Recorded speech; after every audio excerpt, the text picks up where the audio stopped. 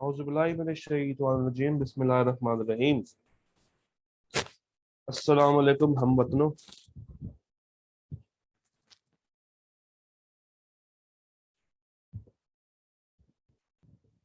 तो कैसे हैं आप सब?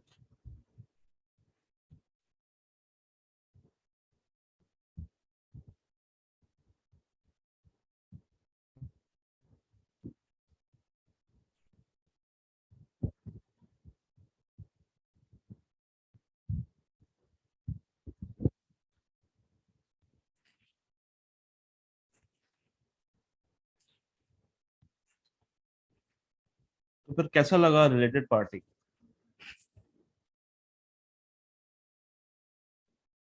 मजे की बात है, कल डिस्कस कर रहे थे और फिर शाम में खबरें भी चल पड़ी। गोगी, फरा।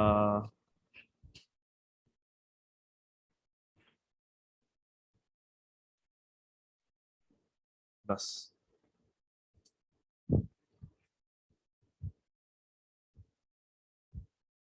रीड किया, क्या उसको पढ़ा, क्या कोई बात मुश्किल लगी? क्योंकि हमने उसका एक ओवरऑल थीम कल समझ उसको अंडरस्टैंड कर लिया था। और किताब भी वही बातें सिर्फ अंग्रेजी में कर रही थी। तो हमने कल कुछ किताब से नहीं पढ़ा, कुछ स्लाइड से नहीं पढ़ा था, हमने उसका ओवरऑल थीम समझ लिया था कि भाई इस स्टैंडर्ड में ये सारी बातें हैं और ये इस तरीके से हो रही है। तो मुझे बताइए, अगर आपने रीड किया स्टैंडर्ड, तो उस स्टैंडर्ड के अंदर कोई मुश्किल बात, कोई मुश्किल लाइन, कोई पैराग्राफ मुश्किल लगा हो, जो कि समझ ना आ रहा हो, हजम ना हो रहा हो, तो प्लीज डिस्कस करें।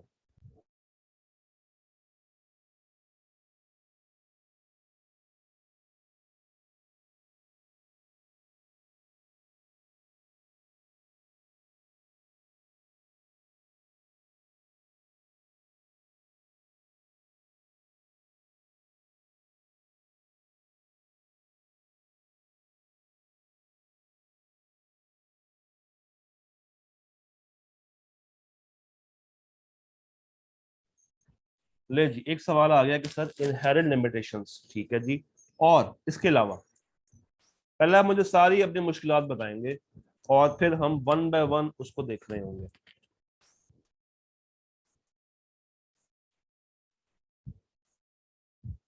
सारी मुश्किलात से पहले मुझे आगाह किया जाए।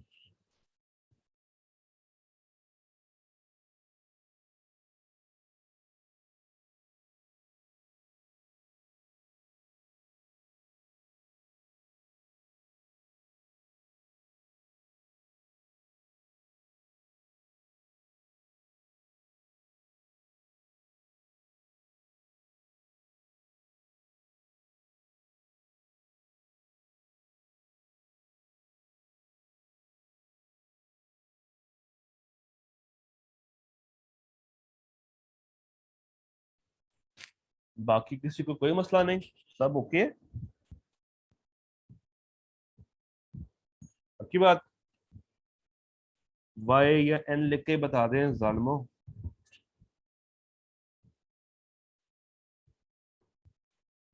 एक तो स्ट्रेंथ भी आज हमारी जो है वो नॉर्मल के 1/4 पे आ गई आज। चलें जी, इसको कवर अप करते हैं, शुरू करते हैं। रिलेटेड पार्टीज, कल की ही डिस्कशन को सबसे पहले किताब बात करती है आर्म्स लेंथ ट्रांजैक्शन क्या है और रिलेटेड पार्टी की डेफिनेशन क्या है। तो हमने कल क्या पढ़ा था कि आर्म्स लेंथ ट्रांजैक्शन वो ट्रांजैक्शन है जो कि प्रॉपर टर्म्स, प्रॉपर कंडीशंस के मुताबिक हो रही हो। और ये वो ट्रांजैक्शन है जिसके ऊपर एक विलिंग बायर एक विलिंग सेलर से चीजें परचेज कर रहा हो, सेलर उसको बेच रहा हो, बायर उससे परचेज कर रहा हो, और दोनों पार्टीज का आपस में कोई करीबी रिश्ता ना हो, दोनों पार्टीज आपस में किसी भी तरीके से रिलेटेड ना हो, और इंडिपेंडेंस का लेवल बरकरार रहना चाहिए। तो हम कहेंगे कि अगर दोनों पार्टीज को अपना अपना इंडिविजुअल बेनिफिट हो रहा है, अपना अपना जाती मुफाद उनको मिल रहा है, एक को उतने ही पैसे मिल रहे हैं, दूसरी को सेम प्रोडक्ट मिल रही है, ना प्रोडक्ट में कोई चेंज है, ना टर्म्स में कोई चेंज है, ना पैसों में कोई चेंज है, दोनों पार्टीज आपस में कोई रिश्तेदारी नहीं रखती, दोनों अननोन है, अनरिलेटेड है, तो ये कहलाएगी एक आर्म्स लेंथ ट्रांजैक्शन। ये कल हम लोगों ने उसको कवर अप कर लिया था। फिर रिलेटेड पार्टी की डेफिनेशन किताब ये कह रही है कि रिलेटेड पार्टी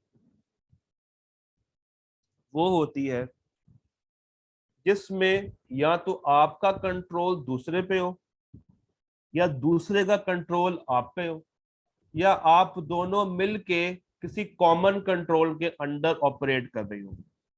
अगर मैं बहुत आसानी से बताऊं, अगर आपका कंट्रोल किसी और पे है, इसका मतलब है कि आप होल्डिंग हो और दूसरी कंपनी आपकी सब्सिडरी है। आप पे किसी का कंट्रोल है, आप सब्सिडरी हो, आप पे कंट्रोल किसका है? होल्डिंग का। या दो कंपनीज ऐसी हैं, आप और एक और कंपनी, जो कि अंडर कॉमन कंट्रोल आ रही है एक और कंपनी के, तो इस केस में एसोसिएट्स का रिलेशनशिप डेवलप हो जाता है। अब S1 S2 भी एसोसिएट है, S1H भी एसोसिएट है, और HS2 भी आपस में एसोसिएट है। आप किसी को कंट्रोल कर रहे हो, कोई आपको कंट्रोल कर रहा हो, या आप दोनों मिलके किसी तीसरी पार्टी के कंट्रोल में हो, रिलेटेड पार्टी की डेफिनेशन उसको कवर अप कर लेती है। तो अगर एक पार्टी का दूसरे के ऊपर सिग्निफिकेंट कंट्रोल है, सिग्निफिकेंट इन्फ्लुएंस है, वो उसको हुक्म दे सकती है, डायरेक्ट कर सकती है, कॉमन मैनेजमेंट में वो चीज आ रही है, तो यहाँ पे वो रिलेटेड पार्टी काउंट होती है। और सिर्फ कंपनी नहीं, ओनर्स, डायरेक्टर्स, हेड्स, सीनियर्स, और सिर्फ वो भी नहीं, वहां तक भी महदूद नहीं है, की मैनेजमेंट तक महदूद नहीं है, उनके क्लोज फैमिली मेंबर्स को भी ऐड कर लिया उन्होंने डेफिनेशन के अंदर। आपको याद होगा हमने कल भाई की मिसाल की थी। तो ये दो डेफिनेशंस हैं, ये आप लोगों ने पढ़ी होंगी, आई होप सो। आगे चलते हैं, तो किताब कहती है कि IS-24 ने कौन कौन से डिस्क्लोजर्स मांगे हैं। बीइंग एन ऑडिटर, आपने वो तमाम डिस्क्लोजिंग रिक्वायरमेंट्स को चेक करना है, ये भी हम लोगों ने कल बात कर ली थी। हम लोगों ने कल क्या बात की थी, कौन कौन से डिस्क्लोजर्स होते हैं? रिलेटेड पार्टी के नेम्स, उनके साथ की गई तमाम ट्रांजैक्शंस, उन ट्रांजैक्शंस की वैल्यू क्या है, उन ट्रांजैक्शन की टर्म्स एंड कंडीशंस क्या है, फिर उनके साथ क्लोजिंग बैलेंस क्या शो हो रहा है, और क्या ये ट्रांजैक्शंस आर्म्स लेंथ बेसिस पे की गई हैं या नहीं की। आपने ये सारी चीजें मेक श्योर करनी है, चेक करनी है।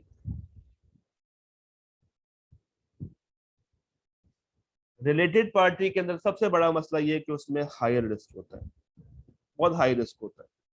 ये कॉम्प्लेक्स स्ट्रक्चर से ऑपरेट करती है, कॉम्प्लेक्स रिलेशनशिप्स होते हैं। कल याद है एक मिसाल की थी, ABCDE आपस में शेयर होल्डिंग्स रखती हैं, और इनके दरमियान अगर कोई ट्रांजैक्शन हो जाए तो इसका हिस्सा ए को भी मिलेगा, ए का सी को भी मिलेगा, सी का डी को भी मिलेगा। तो एक टाइम पे अकाउंटेंट बेचारा पैनिक स्टेट में आ जाता है कि भाई मैं करूं तो करूं क्या। चूंकि ट्रांजैक्शंस कॉम्प्लेक्स है, रिस्क हाई है, तो यहाँ पे फ्रॉड का चांस होना बहुत हाई है। क्योंकि आप जितनी ज्यादा ट्रांजैक्शन को घुमा देंगे, कॉम्प्लेक्स बना देंगे, इजीली फ्रॉड कर पाएंगे, कोई पकड़ ही नहीं पाएगा। रिलेटेड पार्टी के होने से जो अकाउंटिंग सिस्टम्स है ना, वो काफी ज्यादा इनफेक्टिव हो जाते हैं। अगर आपको मिसाल याद हो, भाई, दोस्त और बोतलों वाली, अगर आपको मिसाल याद हो, डायरेक्टर का भाई सामान लेने आता है, वेयर हाउस के बाहर खड़ा हुआ है, तो वो जो वेयर हाउस इंचार्ज है, वो उस टाइम के ऊपर तमाम डॉक्यूमेंटेशंस पूरी नहीं करेगा, वो फौरन से सामान निकालने की करेगा। और related parties normal market terms के मुताबिक तो होती नहीं है, इनमें लाजमी हम किसी दूसरे को अनड्यू बेनिफिट दे रहे होते हैं। तो ऑडिटर को क्या चाहिए, ज्यादा स्केप्टिक होकर काम करे, मटीरियलिटी लेवल बिल्कुल जीरो कर दे, क्योंकि यहाँ पे रिस्क, फ्रॉड का, एरर्स का बहुत ज्यादा है। ग्रेटर अपॉर्चुनिटी है कि यहाँ पे पैसा छुपाया जाए, मिल के फ्रॉड किया जाए। कोलिजन कहते हैं मिल के फ्रॉड करना, जब दो और दो से ज्यादा लोग फ्रॉड करते हैं ना मिल के, this is called collision. Data manipulate किया जा सकता है, कंसील किया जा सकता है, क्यों? क्योंकि ट्रांजैक्शंस कॉम्प्लेक्स हैं, रिलेशनशिप्स कॉम्प्लेक्स हैं, रिस्क बहुत हाई है। तो ऑडिटर को ज्यादा डिटेल से ज्यादा स्केप्टिक होके काम करना चाहिए इस एरिया के अंदर।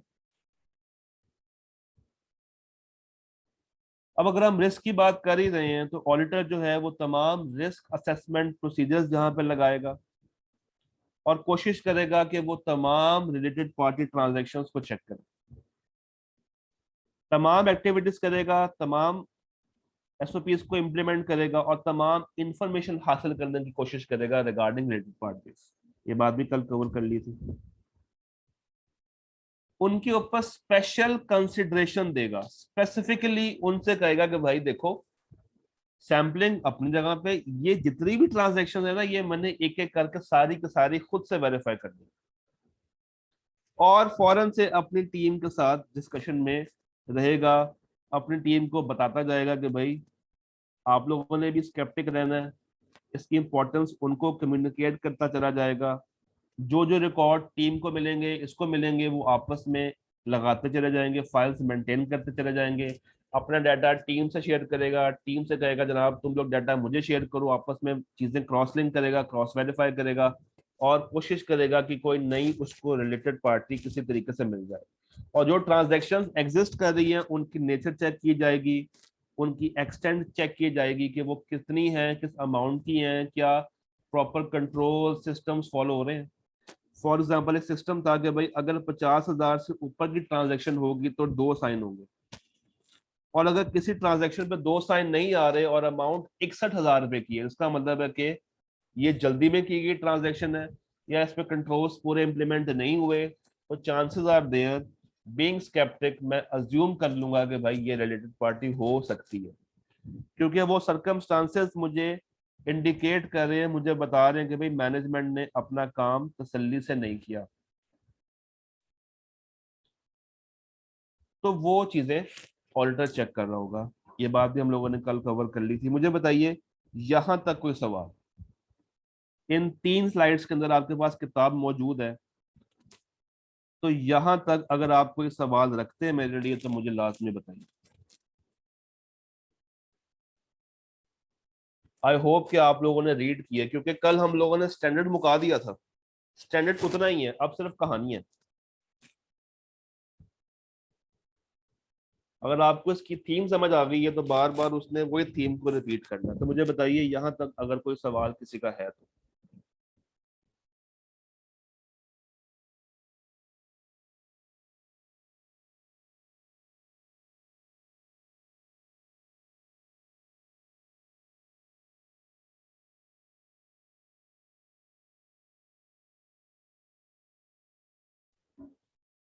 ओके जी, लाइन से नो, आगे आगे चलते हैं।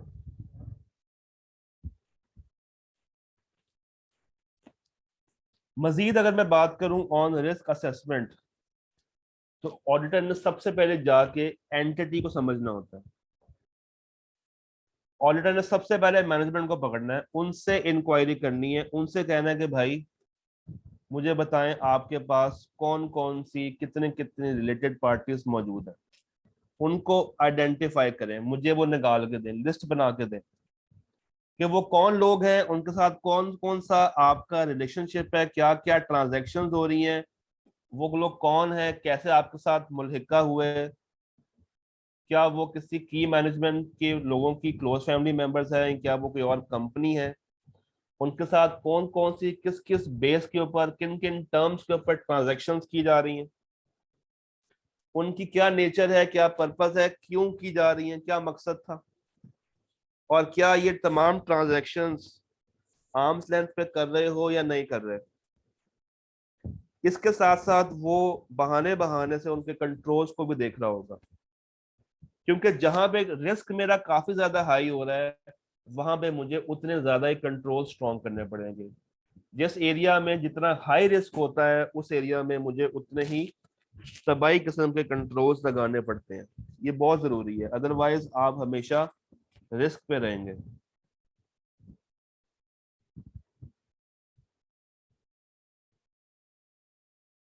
तो नॉर्मल प्रोसीजर्स क्या हैं, रिलेटेड पार्टीज के लिए क्या कंट्रोल सही से फॉलो किए जा रहे हैं, अगर किसी ट्रांजैक्शन में अप्रूव होना होता है, ऑथराइज होना होता है, तो क्या रिलेटेड पार्टीज के केस में वो अप्रूवल और वो ऑथराइजेशन की जाती है। जैसे मैंने अभी बात की 50,000 से ऊपर के ट्रांजैक्शन पे अगर 2 साइन चाहिए, तो क्या वो 2 के 2 साइन मिल रहे होते हैं। क्या एप्लीकेबल फाइनेंशियल रिपोर्टिंग फ्रेमवर्क के मुताबिक ट्रांजैक्शंस को डिस्क्लोज किया जा रहा है। भाई ठीक है, आप लोगों ने एक सामान बेच दिया, कम कीमत पे बेच दिया, मुफ्त में बेच दिया, पैसे नहीं लिए, बाद में लेंगे, मगर एटलीस्ट उसको फाइनेंशियल्स के अंदर दिखाएं तो सही, अपने शेयर होल्डर्स को बताएं तो सही कि आपने ये ट्रांजैक्शन की है और रिलेटेड पार्टी के साथ की है। भाई पैसा किसका लगा हुआ है, शेयर होल्डर का। तो उसको फेयर और ट्रांसपेरेंट रिपोर्ट जाना बहुत जरूरी है। फिर अगर वो ट्रांजैक्शन जो कि नॉर्मल कोर्स में नहीं हो रही, हट के हो रही है, तो किसने अप्रूव किया, किसने ऑथराइज किया, ये हमें कहाँ से पता चलेगा, मिनट से उनके साथ इंक्वायर करके, डिस्कस करके। आपको अगर याद हो समोसे वाली बात, तो उसमें भी हम लोग यही अंडरस्टैंड करने की कोशिश कर रहे थे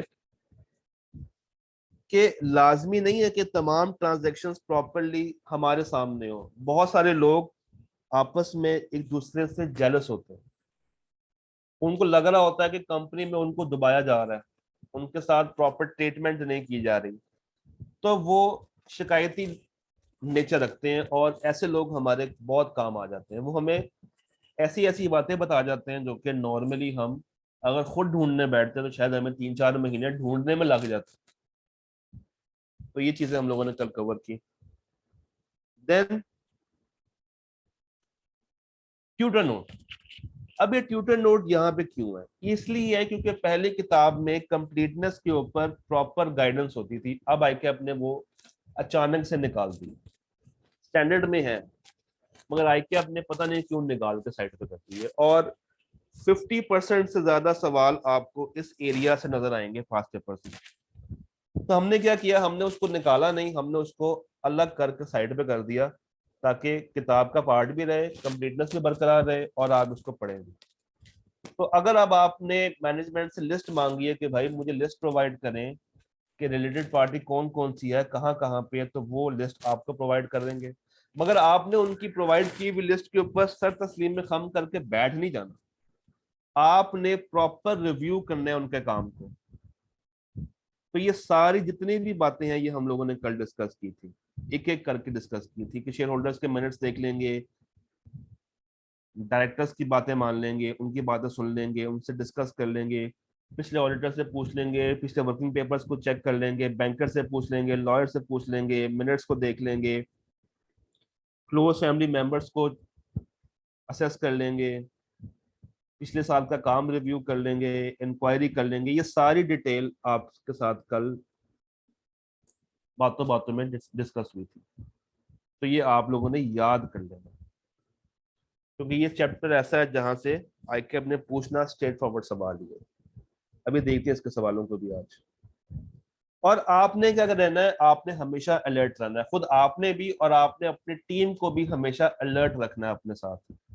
और जहां पे आपको कोई ऐसी ट्रांजैक्शन होती नजर आ रही है जो कि आपको लग रहा है कि नॉर्मल कोर्स से हट के, तो आपने फौरन से अपनी टीम को बता देना कि भाई मुझे ये चीज मिली है, जरा अपने साइड में देखो क्या इस बंदे की ट्रांजैक्शन कोई तुम्हारी तरफ भी हो रही है, नहीं हो रही। फौरन से उनको कम्युनिकेट कर देना, उनको हाई अलर्ट कर देना कि मुझे इस बंदे की ट्रांजैक्शन मिली है, देखो तुम्हारे एंड के ऊपर तुम्हारे एरिया में कोई इस बंदे के साथ ट्रांजैक्शन तो नहीं की गई। देन उस लिस्ट में अगर कंप्लीटनेस का इशू हो, या आपने कोई रिलेटेड पार्टी ऐसी आइडेंटिफाई कर ली है, डिस्क्लोज कर दी है, जो कि उनकी लिस्ट में नहीं थी और आपने ढूंढ के निकाल दी है, तो एक रिस्क तो ये है कि हो सकता है ये तो आपको मिल गई इत्तफाकन, इसके अलावा भी कोई और रिलेटेड पार्टीज मौजूद हो जो कि उस लिस्ट में ना आ रही हो, तो आपने उनको भी अब शक के दायरे में लाके देखना है, और उनके साथ की गई तमाम ट्रांजैक्शंस को वेरीफाई करना है। उनके साथ जितनी भी ट्रांजैक्शंस हुई हैं जो आपने रिलेटेड पार्टी खुद से आइडेंटिफाई की है, आपने कंपनी को कहना है कि भाई मुझे इनके साथ की गई तमाम ट्रांजैक्शन, तमाम डिस्कशंस मेरे सामने रखें। अब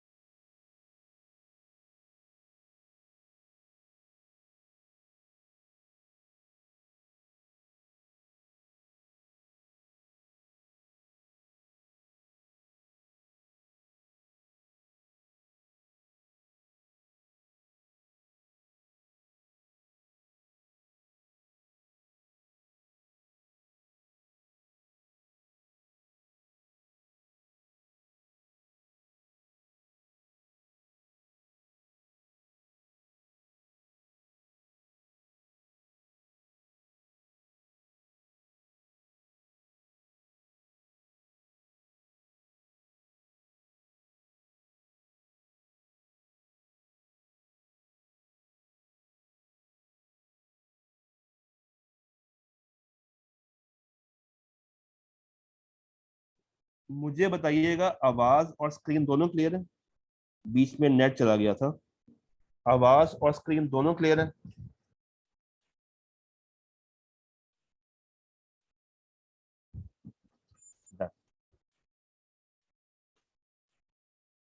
एक स्टेप आगे चलते हैं।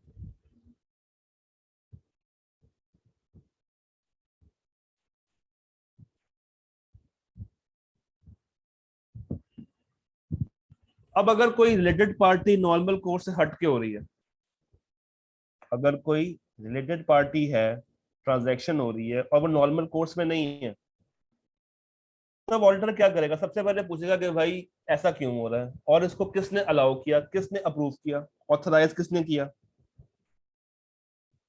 वो मैनेजमेंट से जाके उनकी एक्सप्लेनेशंस ले रहा होगा, उनसे पूछ रहा होगा, उनसे इंक्वायर कर रहा होगा, साथ साथ उनकी डिस्कशन को अपने पास डॉक्यूमेंट भी करता चला जा रहा होगा। फिर वो देखेगा कि जो ट्रांजैक्शन हो रही है क्या वो ओवरली कॉम्प्लेक्स तो नहीं है, क्या अकाउंटेंट को एंट्री करने में कोई तकलीफ तो नहीं आ रही, क्या उसमें अचानक से कोई unusual prices, interest rate, guarantees तो नहीं डाल दी गई। भाई एक ट्रांजैक्शन अगर नॉर्मल कोर्स में नहीं है, इसका मतलब क्या है कि या तो वो कॉम्प्लेक्स होगी, या उसके अंदर प्राइस कम ज्यादा की होगी, या सामान की क्वालिटी कम ज्यादा बढ़ा दी गई होगी, या वो लॉजिकल टर्म्स के मुताबिक नहीं हो रही होगी, या उसमें कोई ऐसी हरकत कर दी है जो कि नॉर्मली नहीं होती। For example loan. अब अगर एक कंपनी किसी को लोन दे दे, तो ये नॉर्मल कोर्स की ट्रांजैक्शन नहीं है, क्योंकि कंपनी का काम लोन देना नहीं होता। या अगर लोन नहीं दिया, फर्ज करें सामान सप्लाई करना था, तो उन्होंने रेगुलर मैनर के अंदर सप्लाई नहीं किया।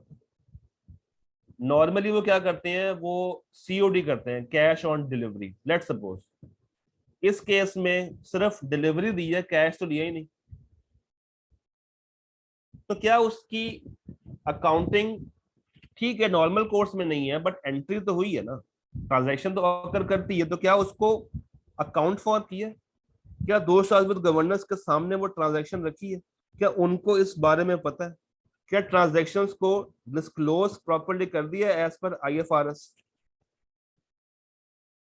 तो एक ही बात को रगड़ रहे हैं बार बार बार बार बार बार।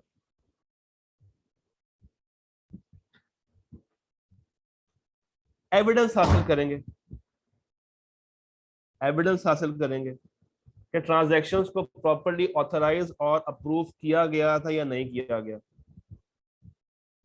अगर मैनेजमेंट आपको ये असर्शन दे दे, मैनेजमेंट आपको ठोक बजा के ये कह दे कि भाई हाँ, फाइनेंशियल स्टेटमेंट्स जो हैं वो आर्म्स लेंथ पे हुई हैं, मैनेजमेंट इस पे आपको यकीन दहानी करवा रही हो, आपको कंफर्मेशन दे रही हो आपको एग्री कर रही हो कि भाई हाँ जी ऐसा ही हुआ है, तो फिर आपने क्या करना है, आपने वो ट्रांजैक्शंस को उठा के कंपेयर करना है दूसरी ट्रांजैक्शंस के साथ, और ये चेक करना है कि क्या वो ट्रांजैक्शंस जो कि आइडेंटिकल नेचर की हैं, क्या उनमें टर्म्स एंड कंडीशंस को सेम रखा गया या नहीं।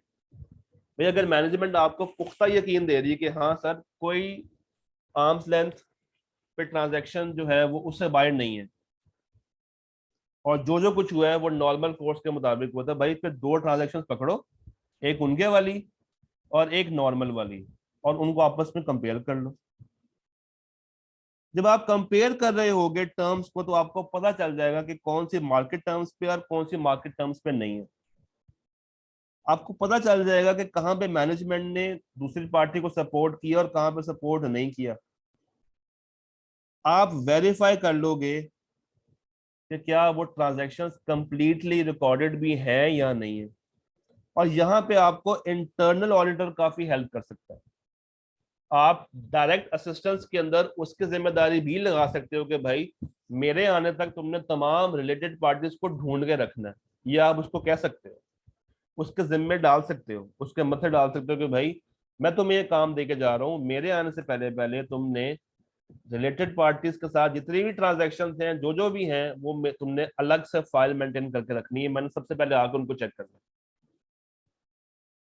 तो जो अजम्पशंस यूज की जा रही हैं, अगर वो नॉर्मल टर्म्स के मुताबिक हैं, जो ट्रांजैक्शन हो रही है, जो प्राइस इस्तेमाल हो रही है, जो क्वांटिटी दी जा रही है, जो टर्म्स हैं, जो वैल्यूज हैं, अगर वो नॉर्मल टर्म्स के मुताबिक हैं और मैनेजमेंट कह रही है कि सर वाकई में ये हम लोगों ने आर्म्स लेंथ पे किया है, तो फिर आपको ये सारी कहानियां चेक करनी पड़ेंगी।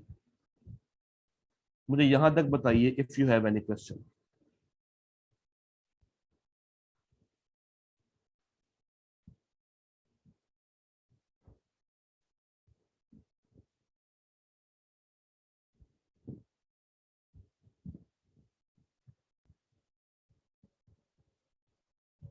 अगर आपको कल का लेक्चर क्लियर है तो आज हम सिर्फ उसी को किताब की शक्ल में देख रहे हैं, जो कि मैंने आपको देखने के लिए कहा था बाय द वे, और आप लोगों ने ठंड मचाई। यहां तक कोई सवाल किताब से भी कंपेयर कर लें, आखिरी दो पैराग्राफ्स को छोड़ के मुझे बताइए अगर अभी तक कोई मुश्किल बात नजर आ रही हो। बातें वही हैं, बार बार वो डिफरेंट अंदाज से कर रहा है।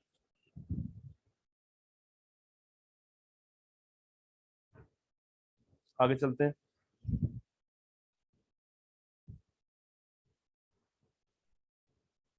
In forming an opinion in accordance with ISA 700। अब आते हैं मुद्दे पे।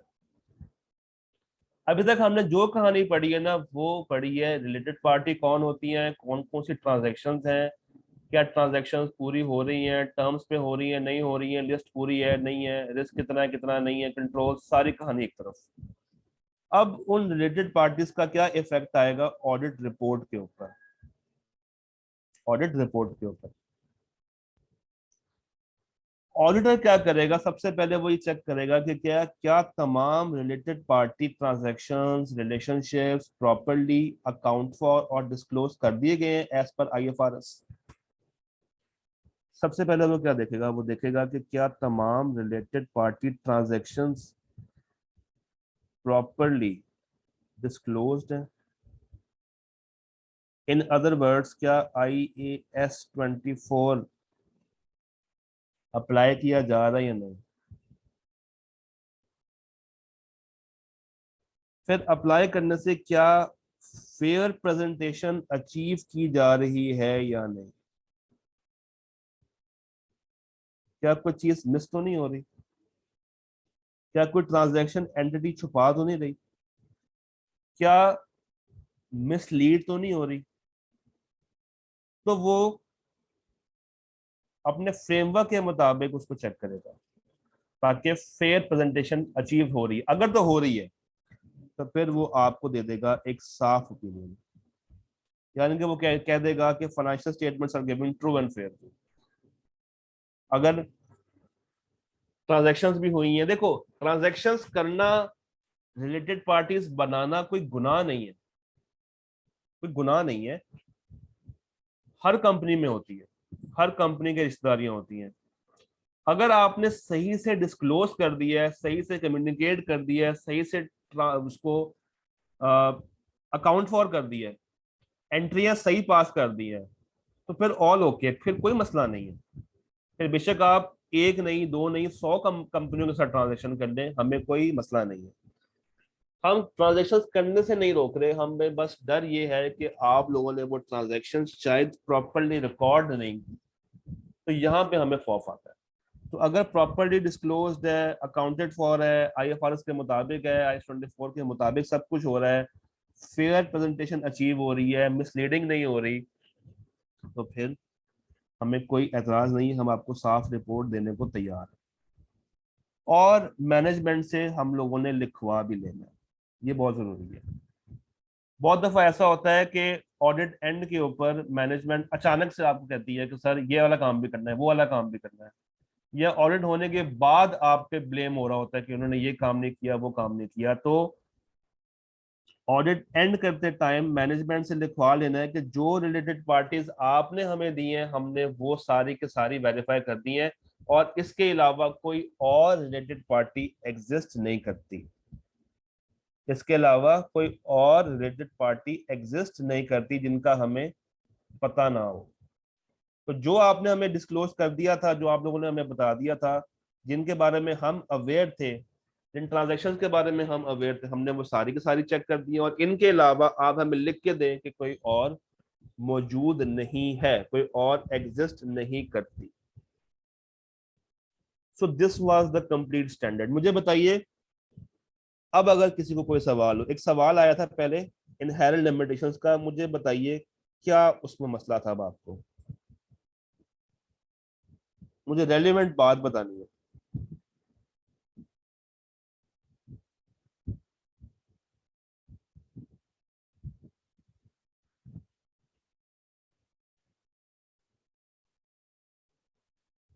इनहेरेंट लिमिटेशंस के ऊपर एक सवाल आया था, तो वो सवाल जरा मुझे अब दोबारा से बताया जाए कि उसमें क्या इशू था, क्या समझ नहीं आ रहा था।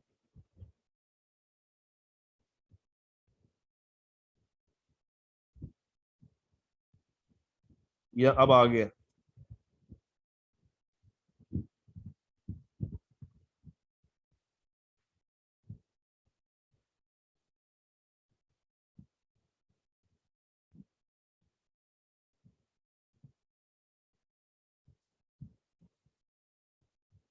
जी, सवाल था मेरे ख्याल से यासिर का, शायद सवाल था। सवाल वो था किसका?